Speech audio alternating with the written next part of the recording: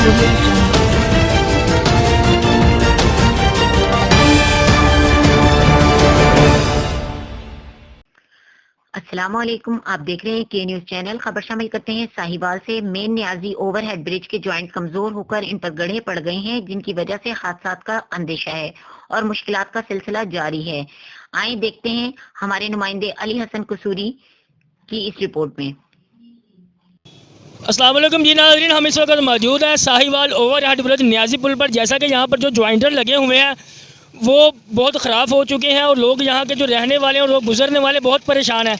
हमारे साथ भाई मौजूद हैं, आइए मुझसे बात करते हैं। उनका कहना है कि मुझे यहाँ से जब मैं गुजरता हूँ दो बार मेरी गाड़ी ख़राब हो चुकी है। जी अस्सलाम वालेकुम। अस्सलाम वालेकुम जी सर, मैं सुबह के टाइम इधर से जाता हूँ और ये जो ब्रेक स्टॉपर है, जो गाड़ी आती है वो अपनी बचाव के लिए करते हैं, मगर हम पीछे से तेज़ आते हैं। इधर हमारी गाड़ी 2 बार बच चुकी है। ये बल्दियों को चाहिए, इसको सही करना चाहिए। इसकी वजह से बहुत शहरी तंग होते हैं और एक माई की लात भी इधर टूटी है इसी वजह के साथ। जंप लगा है, गाड़ी उससे संभली नहीं, बच्चा चला रहा था। शुक्रिया, ये गुजारिश है इसको सही कराएं जल्दी से जल्द। मैं बहुत परेशान हाँ। 1.5 लाख का रक्षा 1,60,000 का ਤੇ ਜੰਪ ਬੜੇ ਖੱਡੇ ਬਣੇ ਹੋਏ ਨੇ। ਕਦੀ ਬੈਰਿੰਗ ਟੁੱਟ ਜਾਂਦੇ ਨੇ, ਕਦੀ ਐਕਸਲ ਟੁੱਟ ਜਾਂਦੇ ਨੇ। ਅਸੀਂ ਇੱਥੇ ਸਵਾਰੀ ਲਾ ਕੇ ਫਿਰ ਪਿੱਛੇ ਚਲੇ ਜਾਂਦੇ ਆ। रहना कितने? ਮੈਂ ਸਾਹੀਵਾਲ ਜੀ। दिहाड़ी से किन्ने चक्कर ला लेंगे? 8-10 ਲੱਗ ਜਾਂਦੇ ਨੇ। तो कितना अरसा हो गया इस पुल में अभी? ਇਹ ਹੋ ਗਿਆ तकरीबन 1.5 हो गया। बस ठीक है जी। भाई अस्सलाम वालेकुम। वालेकुम अस्सलाम। पाने जंपां ਦੀ ਵਜ੍ਹਾ ਤੋਂ ਨਾ ਬਹੁਤ ਐਕਸੀਡੈਂਟ ਹੋ ਰਹੇ ਨੇ ਔਰ ਗੱਡੀਆਂ ਦਾ ਵੀ ਨੁਕਸਾਨ ਹੋ ਰਿਹਾ ਹੈ। ਕਦੀ ਐਕਸਲ ਟੁੱਟ ਜਾਂਦਾ, ਕਦੀ ਕੋਈ ਮਸਲਾ ਬਣ ਜਾਂਦਾ। ਇਸ ਵਜ੍ਹਾ ਤੋਂ ਕਿ ਕੋਈ ਜਿਹੜਾ ਵੀ ਗੁਜ਼ਰ ਰਿਹਾ ਹੁੰਦਾ ਨਾ ਕੋਸ਼ਿਸ਼ ਕਰਦਾ ਵੀ ਜੰਪ ਤੋਂ ਬਚਣ ਦੀ, ਉਹ ਫਿਰ ਪਿੱਛੋਂ ਕੋਈ ਆ ਰਿਹਾ ਹੁੰਦਾ ਇੱਕ ਦੂਸਰੇ ਨਾਲ ਐਕਸੀਡੈਂਟ ਦਾ ਵੀ ਹੋ ਜਾਂਦਾ ਮਸਲਾ। ਵਾਲੇਕੁਮ ਸਲਾਮ ਸਰ ਜੀ। ਇਹ ਕਿਹੜੇ ਜੰਪ ਪੈਣ ਜੀ, ਇਹ ਸਾਨੂੰ ਬੜਾ ਹੀ ਤੰਗ ਕੀਤੀ ਖਲੋਤੇ ਨੇ। ਮਰੀਜ਼ ਹੁੰਦੇ ਨੇ ਉਹ ਇਤਰਾਜ਼ ਕਰਦੇ ਨੇ। ਦੂਏ ਨੰਬਰ ਤੇ ਬੈਰਿੰਗ ਸਾਡੇ ਟੁੱਟ ਜਾਂਦੇ ਨੇ, ਸਾਨੂੰ ਉਹ ਪਵਾਉਣੇ ਪੈਂਦੇ ਨੇ। ਤੇ ਬ੍ਰੇਕ ਲਾਈਏ, ਮੱਠਾ ਲਗਾਈਏ, ਮਗਰੂ ਗੱਡੀ ਸਪੀਡ ਨਾਲ ਆਉਂਦੀ ਹੈ, ਵਿੱਚ ਲੱਗਦੀ ਹੈ। ये किन्ने अरसे तो हुए हैं? ਇਹ ਕਾਫੀ ਅਰਸੇ ਤੋਂ ਹੀ ਹੈ जी। वालेकुम सलाम। बाबा जी ने ਜਿਹੜੇ ਖੱਡੇ ਹੋਏ ਨੇ ਨਿਆਜ਼ੀ ਪੁਲ ਦੇ ਉੱਪਰ, ਤੁਹਾਨੂੰ ਕੋਈ ਪਰੇਸ਼ਾਨੀ ਤਾਂ ਨਹੀਂ ਹੁੰਦੀ? ਇਹਦੇ ਜੀ ਬੜੀ ਪਰੇਸ਼ਾਨੀ ਹੁੰਦੀ ਜੀ। ਯਕਦਮ ਅਗਰ ਬ੍ਰੇਕ ਲਾਈਏ ਤੇ ਜਿਹੜਾ ਮਗਰ ਚੀਜ਼ ਆ ਰਹੀ ਹੋਵੇ ਉਹ ਇਹਦੇ ਵਿੱਚ ਵੱਜ ਜਾਂਦੀ ਜੀ।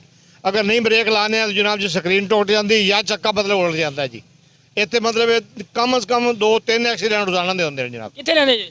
ਮੈਂ 78 5 ਰਹਿਣਾ ਜੀ।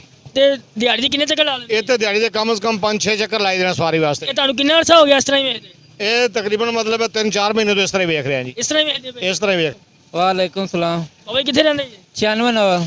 ਇਸ ਪੁਲ ਦੇ ਕਿੰਨੇ ਚੱਕਰ ਲਾ ਲੈਂਦੇ ਦਿਹਾੜੀ ਦੇ? ਇੱਥੇ ਤਕਰੀਬਨ 10-12 ਹੀ ਲੱਗ ਜਾਂਦੇ ਨੇ। ਇਹ ਜਿਹੜੇ ਜੁਆਇੰਟਰ ਨੇ, ਜਿਹੜੇ ਖੱਡੇ ਬਣੇ ਨੇ, ਇਹਦੇ ਤੁਹਾਨੂੰ ਕੋਈ ਪਰੇਸ਼ਾਨੀ ਤਾਂ ਨਹੀਂ? ਬੜੀ ਪਰੇਸ਼ਾਨੀ ਹੁੰਦੀ ਹੈ। ਰਿਮ ਟੁੱਟ ਜਾਂਦੇ ਨੇ, ਕਾਬਲੇ ਟੁੱਟ ਜਾਂਦੇ ਨੇ, ਬੈਰਿੰਗ ਹੀ ਟੁੱਟ ਜਾਂਦੇ ਨੇ। ਤੇ ਕਿੰਨਾ ਅਰਸਾ ਹੋ ਗਿਆ ਇਹਨੂੰ?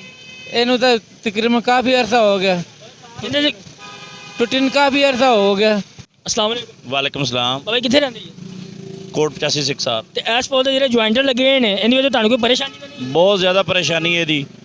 ਤੁਸੀਂ ਇੰਤਹਾ ਦੇਖੋ ਕਿ 800 ਰੁਪਏ ਦੇ ਕੱਲ ਬੈਰਿੰਗ ਟੁੱਟੇ, ਕੱਲ ਮੈਂ ਡਲਵਾਏ ਨੇ ਇਸ ਰਕਸ਼ੇ ਦੇ। ਤੇ ਬਾਬਾ ਜੀ ਇੱਥੇ ਕਿਉਂ ਖੜੇ ਜੀ? ਇਹ ਸਰ ਜੀ ਇਹ ਪੁਲ ਬਹੁਤ ਖਰਾਬ ਹੈਗਾ। ਇਹ ਦੇਖੋ, ਇਹਦੀ ਵਜ੍ਹਾ ਤੋਂ ਸਾਰੇ ਬੈਰਿੰਗ ਆ, ਮੇਰਾ ਫਾਕ ਵੀ ਟੁੱਟ ਗਿਆ ਔਰ ਇਹਦੀ ਪੂਰੀ ਕੰਡੀਸ਼ਨ ਦੇਖੋ ਕਿ ਬਲਦੀਆਂ ਵਾਲਿਆਂ ਨੂੰ ਕਹੋ ਕਿ ਠੀਕ ਕਰਵਾ ਦੇਣ। ਤੇ ਤੁਹਾਡੇ ਦਿਹਾੜੀ ਦੇ ਕਿੰਨੇ ਚੱਕਰ ਲੱਗ ਜਾਂਦੇ ਨੇ? ਦਿਹਾੜੀ ਦਾ ਮੇਰੇ ਇੱਥੇ ਸਕੂਲ ਹੈਗਾ ਵਾ, ਬੇਟੀ ਮੇਰੀ ਇੱਥੇ ਪੜ੍ਹਦੀ ਆ। 3 ਚੱਕਰ ਤੇ ਮੇਰੇ ਲਾਜ਼ਮੀ ਨੇ, ਠੀਕ ਆ। ਔਰ ਜਿਹਦੀ ਵਜ੍ਹਾ ਦੇ ਨਾਲ ਸਾਰਾ ਹੀ ਇਹ ਸਿਸਟਮ ਖਰਾਬ ਹੋਇਆ ਵਾ।